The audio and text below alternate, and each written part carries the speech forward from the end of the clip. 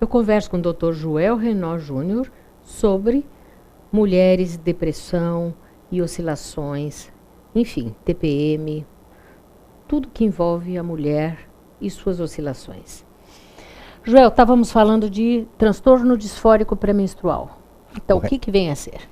Então, o transtorno disfórico pré-menstrual é um tipo de TPM, um tipo de TPM grave, onde você tem sintomas físicos comuns, por exemplo, mastalgia, dor de mamas, muitas vezes dores pelo corpo, mas principalmente sintomas psíquicos, humor deprimido, irritabilidade.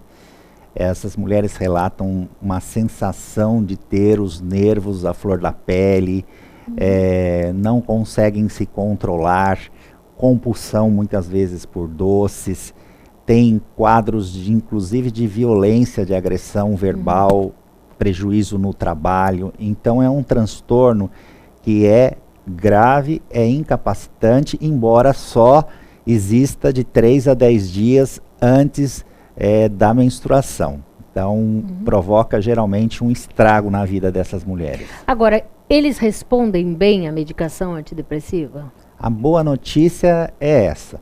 Quando você faz um diagnóstico de transtorno disfórico pré-menstrual de forma correta, e isso pode ser feito geralmente pelo psiquiatra especializado em saúde mental da mulher, e você prescreve um antidepressivo serotoninérgico, que inibe a recaptura de serotonina, sem dúvida a melhora é substancial. E o interessante é que nos quadros de transtorno disfórico pré-menstrual, a dosagem do antidepressivo ela costuma ser menor do que a dosagem utilizada para tratamento de uma depressão convencional. Agora, é um antidepressivo que ele é usado o mês todo ou ele é usado só naquele período? Nós temos trabalhos que demonstram que você pode usar o antidepressivo de forma contínua ou intermitente. O que significa intermitente? Desde que a mulher tenha um ciclo menstrual regular, que ela menstrue a cada, vamos dizer, 28 dias. Você pode usar apenas na fase lútea, nos 14 dias antes da menstruação, e funciona, sem dúvida alguma, quando o diagnóstico é correto. Por que eu falo quando o diagnóstico é correto? Porque às vezes tem mulheres que têm sintomas o mês todo, só que esses sintomas, eles se exacerbam no período pré-menstrual. Daí elas percebem esses sintomas apenas no pré-menstrual. Então elas chegam e falam, doutora, eu sofro de TPM. Mas quando você vai dar diários de autoavaliação para elas preencherem por pelo menos 2 ciclos consecutivos durante cerca de 60 dias, você vê claramente que não é que elas não tenham sintomas nos outros dias. Elas têm sim sintomas depressivos, sintomas ansiosos, só que elas não percebem, elas só percebem esses sintomas quando elas começam a preencher esses diários de autoavaliação. Agora, os tratamentos hoje para os diferentes tipos de TPM, eles são iguais? Não, daí você faz um planejamento terapêutico de acordo com a gravidade dos sintomas. Então, tem mulheres, por exemplo, felizmente a maioria tem sintomas leves. Então, para essas mulheres, muitas vezes, com medidas, por exemplo, de atividade física, sem dúvida alguma, a alimentação ela interfere. Então, evitar excesso de açúcar refinado, evitar excesso de sal, evitar excesso de cafeína. Então, tem uma série de medidas que você, sem dúvida alguma, pode abrandar os sintomas, além da questão da atividade física.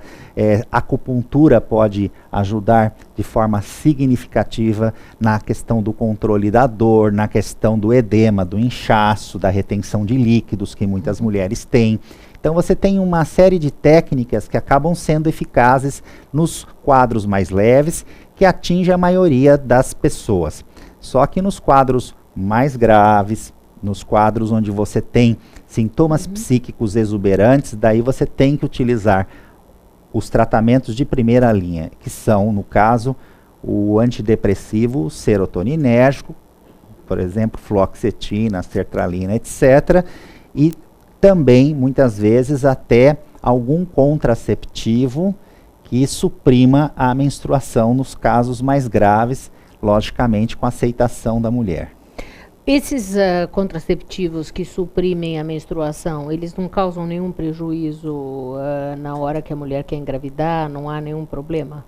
Não, geralmente você faz um planejamento quando a mulher pretende engravidar, um processo de descontinuação, mas esses antidepressivos, eles têm baixas dosagens, microdosagens de etinilestradiol, que é um tipo de estrogênio, e também uma baixa dosagem, né, de drospirenona, que seria um progestogênio, um progestágeno, né, que é uma progesterona sintética.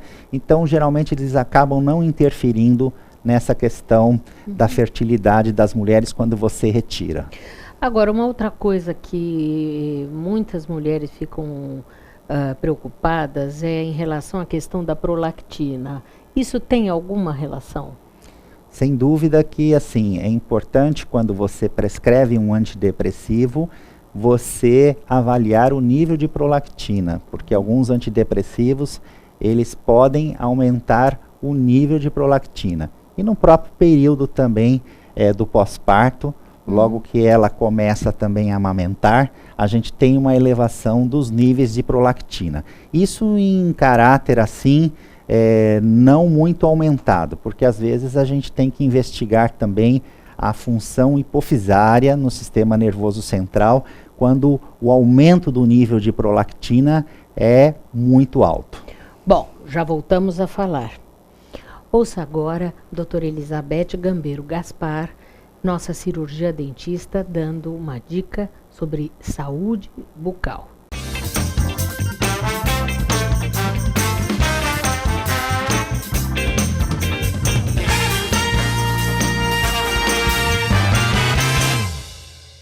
Olá, Mônica. Hoje eu vou falar sobre parestesia. Parestesia nada mais é que a perda de sensibilidade em determinada região. Isso se dá devido à ruptura total ou apenas um fragmento do nervo. É uma região onde faz extração do terceiro molar, que cirurgicamente esse terceiro molar, a raiz está próximo ao canal mandibular onde passa o nervo, tem riscos de acontecer uma parestesia. E outros fatores que podem acarretar a parestesia os fatores mecânicos, que é devido à extração, como eu já disse, fatores físicos, devido a calor intenso nessa região, nessa inervação, patológicos, tumor próximo à inervação, fatores microbiológicos, bactérias, dependendo da bactéria, se está próximo a essa inervação, pode dar uma parestesia. Então, tudo isso influi para que acometa uma parestesia e, dependendo do nível, pode ser a perda de sensibilidade total, como apenas um formigamento na região. O que interfere a parestesia acomete mais, dependendo da idade, pacientes mais idosos.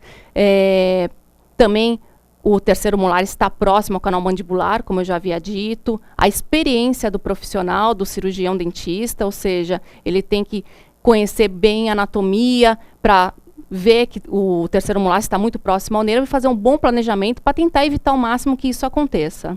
Mantenho à disposição qualquer dúvida e até semana que vem.